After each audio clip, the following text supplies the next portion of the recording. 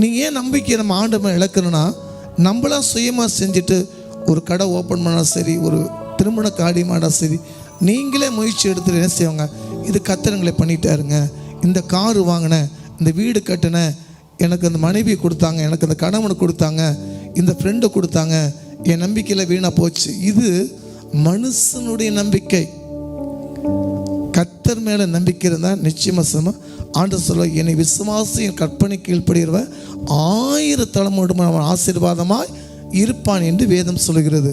யோபு உத்தமனாக இருந்த மனுஷன் தேவனே உத்தமன் என்று அவர் சர்டிஃபிகேட் கொடுத்தாலும், ஆனாலும் தன்னுடைய 10 குழந்தைகள் இழந்து எல்லாத்தையும் இழந்து அவர் சொல்கிறாரு, நான் என்னை கொண்டு போட்டாலும் யாருமே நம்பிக்கையாக இருப்பேன், கர்த்தர் மேல் நம்பிக்கையாக இருப்பேன்.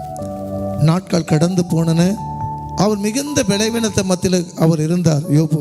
அப்பொழுது யோபுடைய மரண இக்கட்டில் இருந்து தன்னோட நண்பர்கள் சிநேகிதெல்லாம் யோபு தேடி வந்தார்கள். அப்பொழுது யோபு தன் சிநேகிதத்துக்காக ஜெபிக்கும் போது கர்த்தர் தன் சிறையிருப்பை மாற்றினார். பிரசங்கி 1:2 சொல்லு, சூரியன் கீழே எல்லாமே உலகம், மாயமான உலகம், கர்த்தர் மேல் நம்பிக்கை இருக்க மனுஷன் பாக்கியவான்.